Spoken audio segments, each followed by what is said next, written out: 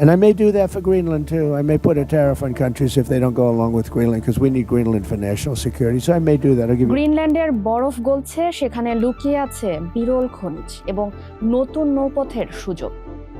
ফলে এই দ্বীপের উপর ট্রাম্পের আগ্রহ নতুন করে জ্বলে উঠেছে। এটি কি শুধুই সম্পদ আহরণ নাকি বিশ্বশক্তির নতুন ছক? দীর্ঘ 7 বছর ধরে গ্রিনল্যান্ড দখলের যে স্বপ্ন ট্রাম্প বাস্তবায়ন করতে চাইছে, তার পেছনে কি ট্রাম্প একাই নাকি নেপথ্যে জড়িত আছে অন্য কেউ? 2019 সালে ট্রাম্পের গ্রিনল্যান্ড কেনার ইচ্ছার খবর ওয়াল স্ট্রিট জার্নালে প্রকাশিত হয়। কেউ কেউ মনে করেছিলেন দ্বিতীয় বিশ্বযুদ্ধের পরে তৎকালীন প্রেসিডেন্ট ডুয়াইট আইজেনহাওয়ার যেভাবে আলাস্কাকে মার্কিন অঙ্গরাজ্য ঘোষণা করেন, ট্রাম্পেরও হয়তো ইতিহাসে স্মরণীয় হয়ে থাকার এমন কোনো বাসনা রয়েছে। 2026 সালে এসে স্পষ্ট হলো গ্রিনল্যান্ড কেনার ধারণা ট্রাম্পের কোনো খামখেয়ালি ছিল না, বরং এটি দীর্ঘদিনের এক পরিকল্পনা। এই পরিকল্পনার নেপথ্যে ছিল ট্রাম্পের দীর্ঘদিনের বন্ধু রোনাল্ড লাউডার। এই বিলিয়নিয়ারের পরামর্শে সে সময় ডেনমার্ক নিয়ন্ত্রিত গ্রিনল্যান্ড সহ আর্কটিক অঞ্চলে যুক্তরাষ্ট্রের প্রভাব খতিয়ে দেখতে হোয়াইট হাউস থেকে একটি দল সেখানে পাঠানো হয়। কে এই রোনাল্ড লাউডার?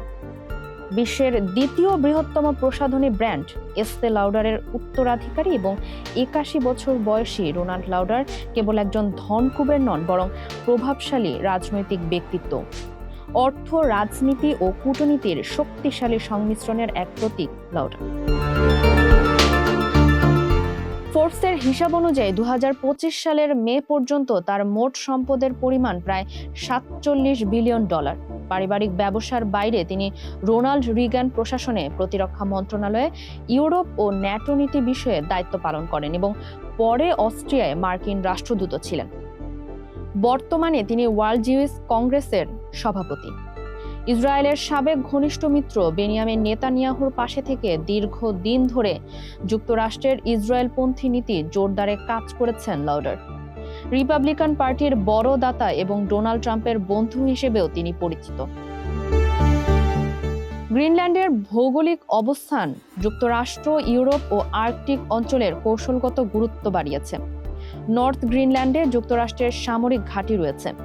জলবায়ু পরিবর্তনের ফলে বরফ গলতে শুরু করেছে এবং বরফ ও পাথরের নিচে থাকা দুর্লভ খনিজ ও নতুন নৌপথ উন্মুক্ত হচ্ছে, যা বৈশ্বিক বাণিজ্য ও নিরাপত্তাকে নতুনভাবে রূপ দিচ্ছে। ইউরোপীয় কমিশনের 34টি গুরুত্বপূর্ণ কাঁচামালের মধ্যে 25টি রয়েছে গ্রিনল্যান্ডে। এই সুযোগকে কাজে লাগাতে রোনাল্ড লাউডার 2018 সাল থেকে গ্রিনল্যান্ডে বড় বিনিয়োগ শুরু করেছেন। গার্ডিয়ানের প্রতিবেদনে বলা হয়েছে, লাউডারের প্রস্তাবই ট্রাম্পের সাম্রাজ্যবাদী আকাঙ্ক্ষাকে উস্কে দিয়েছে। 2019 সালে গ্রিনল্যান্ড কেনার ইচ্ছা প্রকাশের পর গত ফেব্রুয়ারিতে হোয়াইট হাউসে আবারও দখলের ইঙ্গিত দেন ট্রাম্প। তখন তার পক্ষে সাফাই দেন লাউডার। তবে ডেনমার্ক সতর্ক করেছে, ন্যাটোর সদস্য দেশগুলোতে যুক্তরাষ্ট্রের দখলদারিত্ব জোট ভাঙার আশঙ্কা তৈরি করতে পারে। ইউরোপীয় ইউনিয়নের দেশগুলো ডেনমার্কের পাশে দাঁড়িয়ে গ্রিনল্যান্ডে সেনা মোতায়েন শুরু করেছে। ট্রাম্প লাউডার দুই পুরনো বন্ধুর গ্রিনল্যান্ড দখলের ভাবনার পেছনে মূলত 3টি কারণ কাজ করছে বলে বিশ্লেষকরা উল্লেখ করেছেন। প্রথমত, আর্কটিক অঞ্চলে আধিপত্য প্রতিষ্ঠা। রাশিয়া ও চীনের ক্রমবর্ধমান প্রভাব রুখতে গ্রিনল্যান্ডকে কৌশলগত পুরস্কার হিসেবে দেখেন লাউডার। দ্বিতীয়ত, বরফের নিচে থাকা বিশাল খনিজ সম্পদ ও বিরল মৃত্তিকার ব্যবসায়িক সম্ভাবনা। তৃতীয়ত, প্যাক্স জুডাইকা ধারণা। বিশ্লেষকদের মতে লাউডারের মতো প্রভাবশালী ব্যক্তিরা বিশ্ব ব্যবস্থা চালাতে চান জায়নবাদীদের আদর্শে, যেখানে কূটনীতির বদলে অধিগ্রহণই প্রাধান্য পায়। এমন অবস্থায় লবিস্টরা মনে করেন কৌশলগত ভূখণ্ড হলে তা সরাসরি কিনে নেওয়াই শ্রেয়, যা ইউরোপীয় মিত্রদের সঙ্গে সম্পর্কের টানাপোড়েন তৈরি করলেও লাউডারের কাছে আমেরিকা ফার্স্ট নীতির অংশ।